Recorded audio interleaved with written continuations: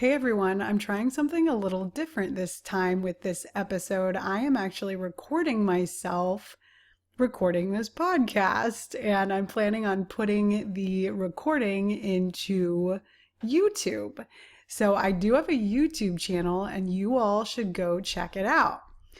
Here is the URL: youtube.com/C/Amanda Werner. Super easy to remember. So just go to YouTube, or you could just search Amanda Werner on YouTube and find my channel. Okay, so we are talking about how to use mentor text. We all know what mentor texts are, but what about how to actually use them? Most writing workshop teachers know what a mentor text is, examples of writing in books, short stories, articles, poems, etc. But what about how to use a mentor text?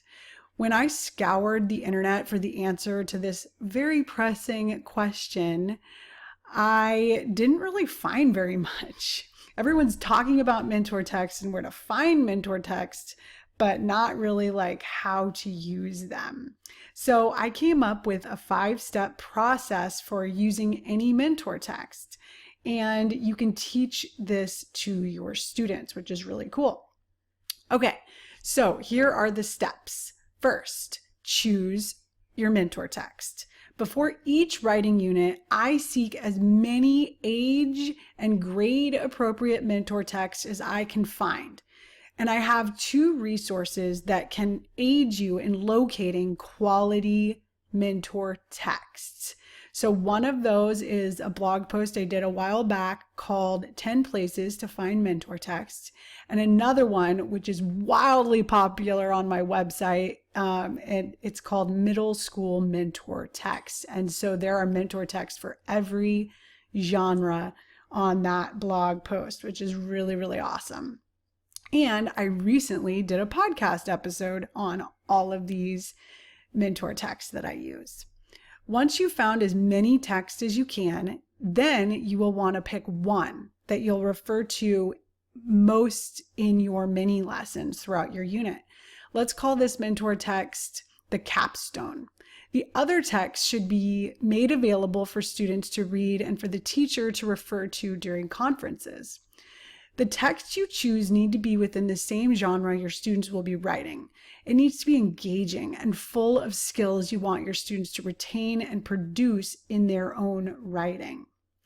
The next step, once you've picked your mentor text and picked the one that you're really going to focus in on throughout your mini lessons, is to read that capstone mentor text out loud to your students.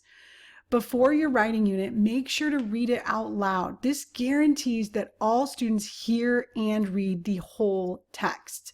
Don't make students do anything except follow along.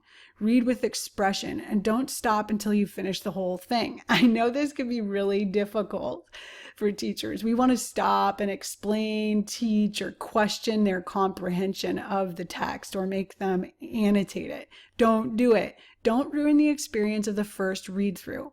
If it's hard for you to do this, just remember you are going to be rereading and talking and analyzing this text a lot after this first read. So just read it, enjoy it, don't talk.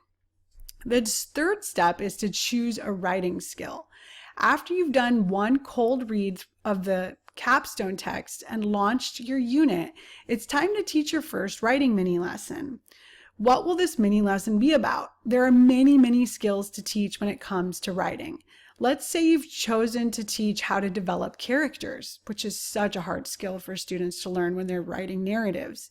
You'll want to pick parts from your mentor text that describe characters or include inner thinking or action or dialogue. These are all ways to develop characters. Read parts of the mentor text out loud and analyze the techniques of the author when it comes to character development. Name these techniques so your students have words they can use to refer to these techniques. Put them on a chart so students can refer back to it, and you can talk to them when you're conferring about, what they're doing to develop characters.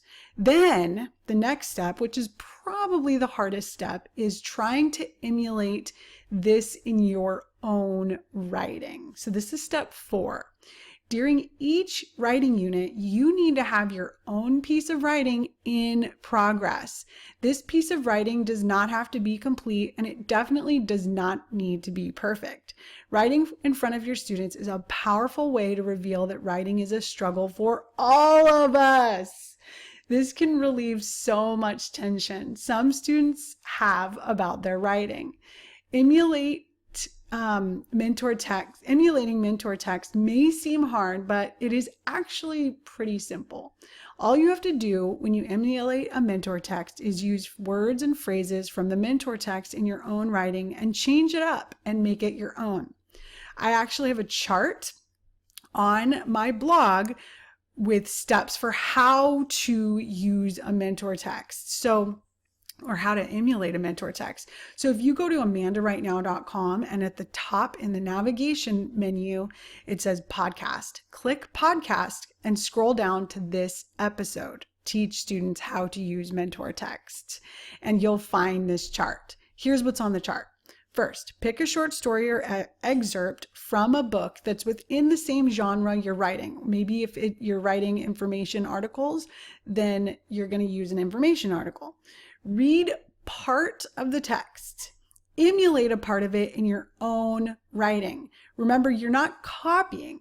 There should be similarities and differences between your writing and the mentor text.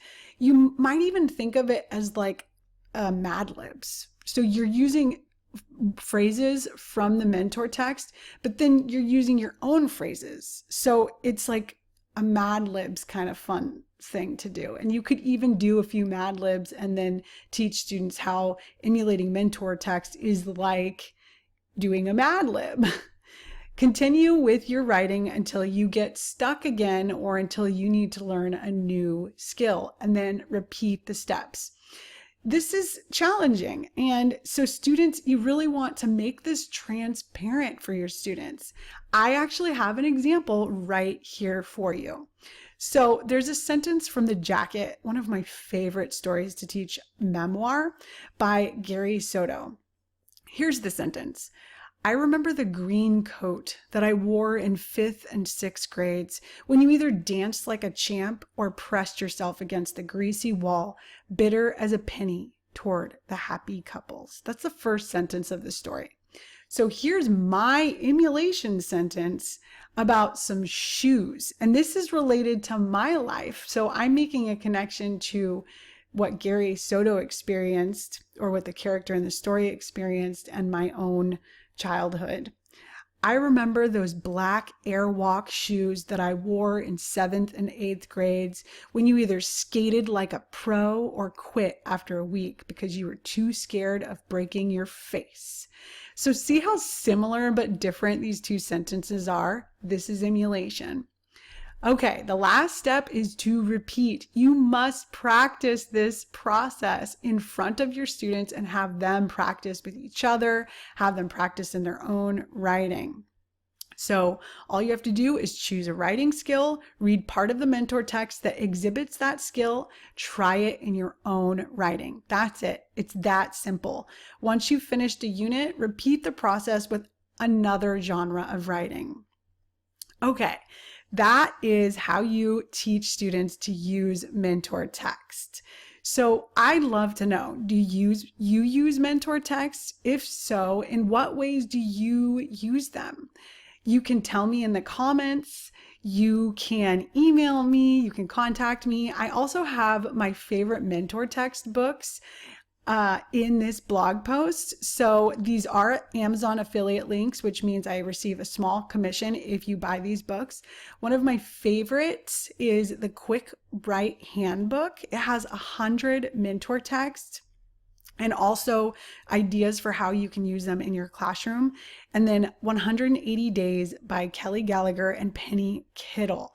These are my favorite books when it comes to finding mentor text and teaching students how to use mentor texts. I also have an awesome unit using the Mentor Text 11 by Sandra Cisneros. And it's a unit where we just analyze that story and we use parts of it and we emulate Sandra Cisneros. That's the whole unit. So you'll definitely want to check that out. Thank you for listening once again. Please, please go give this podcast 5 stars. And now that I'm putting my podcast on my YouTube channel, go follow me on YouTube. I would really appreciate it. I think I'm at like 650 followers. So it'd be so awesome to get to 1,000 followers on YouTube, or not followers, subscribers. That's what it's called on YouTube, right? And yeah, go check out how I'm recording this podcast. I'm like filming myself right now, recording this podcast, which is super fun. So I'm spreading more of this knowledge to more writing teachers. Thank you again for listening. And one more thing I want to talk about is writing workshop and reading workshop teacher membership. I offer an amazing opportunity for teachers who would love to have engaging writing and reading curriculum sent to them every month, and teachers who want to collaborate. So once a month, we also collaborate and talk about the unit and how we're teaching reading and writing in that month. So you can join my membership program. It's only $25 a month. And you can join by going to amandarightnow.com. And at the top, you can click membership and read all about the awesome things that you will get and what we do every month. So you should definitely go check that out if you are interested and you feel like this could be really, really valuable for you and your students. Thank you for watching. Thank you for listening. And I will see you next week. Bye.